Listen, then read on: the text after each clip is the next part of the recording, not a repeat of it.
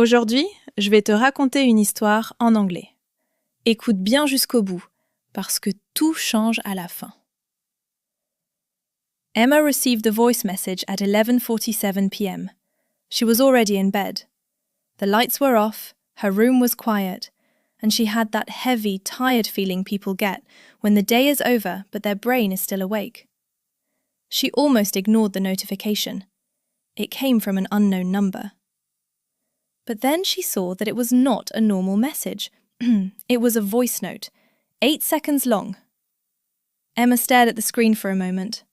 At that hour, a message from an unknown number never feels neutral. It feels like one of three things: a mistake, a problem, or a very bad idea.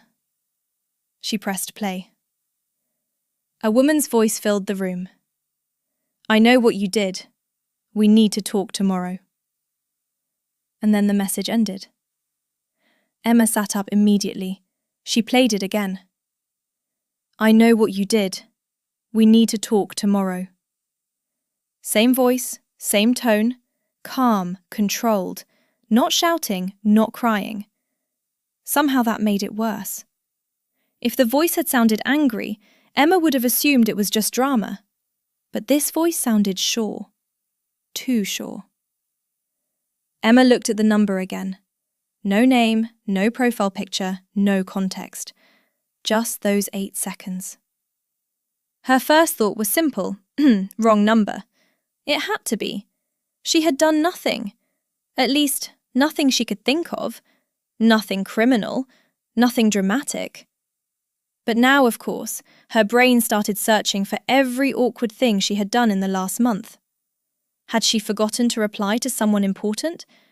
Had she said something rude without noticing? Had she accidentally exposed a secret? The problem with a vague message is that your imagination does half the work. And Emma's imagination was in excellent shape that night. She opened the number and typed, "Sorry, I think you have the wrong person." She stared at the message, then deleted it. Because what if it wasn't the wrong person? That was the first stupid thought, but not the last one. Emma got out of bed, walked to the kitchen, drank water she did not need, and came back with her phone in her hand like it was an unstable object. She even checked the lock on her front door, as if the voice note had physical access to her apartment. Then she did what almost everyone does when something strange happens. She sent it to her best friend. "Are you awake?" No answer. "Please tell me you're awake." Still nothing. Emma looked at the time. 11:56. Close enough to midnight to feel irrational. Early enough to still hope someone else might save the situation. Finally, her friend Lena replied. "Why?" "I just got a voice note from an unknown number saying, 'I know what you did, we need to talk tomorrow.'" Lena started typing immediately. "That's not funny. Did you answer? Did you listen to it more than once?" Emma chose not to answer the last question, because the answer was yes. 4 times. "No, I didn't answer. What do I do?" Lena took longer this time. "Probably nothing tonight." "Nothing?" "Yes, if it's a wrong number, it'll become clear tomorrow. If it's not, answering at midnight won't help." Emma hated how reasonable that sounded. She wanted a dramatic answer. Call the police. Throw your phone away. Move cities. Something useful. Instead, she got logic. So she put the phone face down beside her bed and tried to sleep. She did not sleep. Every 10 minutes she checked the screen. No new message, no call, no explanation. And somehow, silence is often worse than bad news.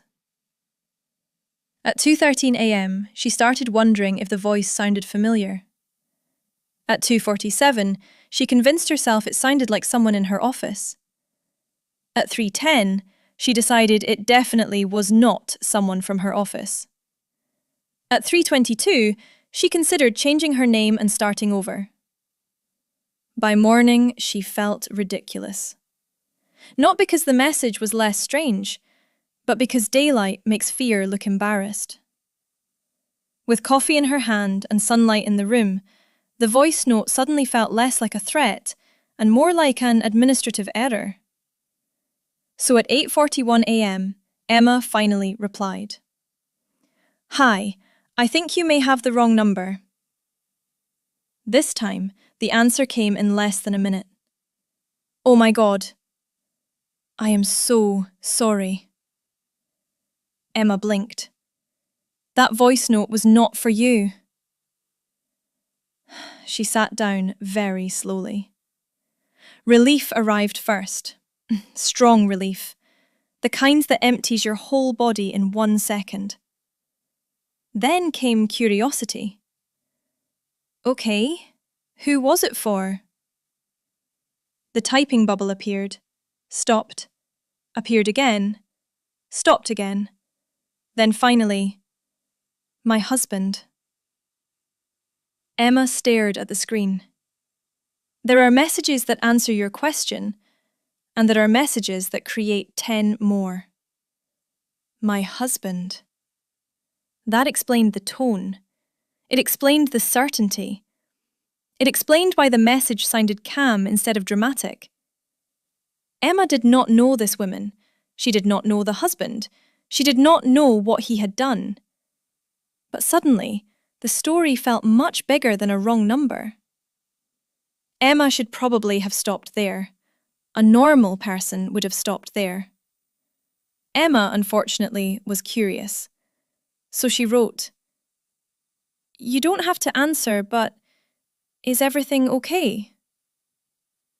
It was probably too personal, too direct, but she had already sent it. And this time, the woman answered. Not really. Emma felt that answer more than she expected. Not because it was dramatic, because it was small.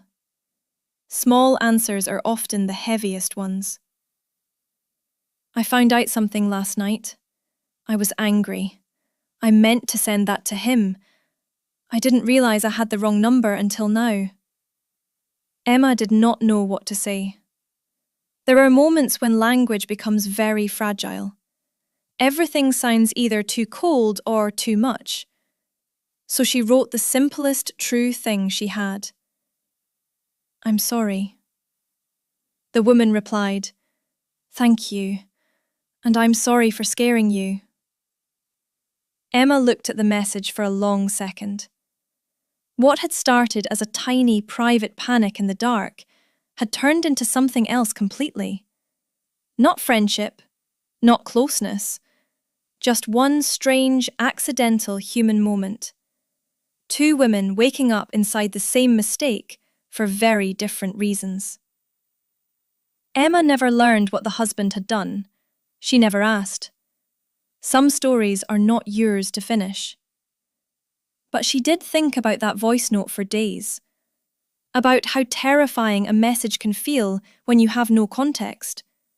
About how fast the mind fills silence with its own worst guesses. And about how sometimes, behind the thing that scares you, there is just another person having a terrible night.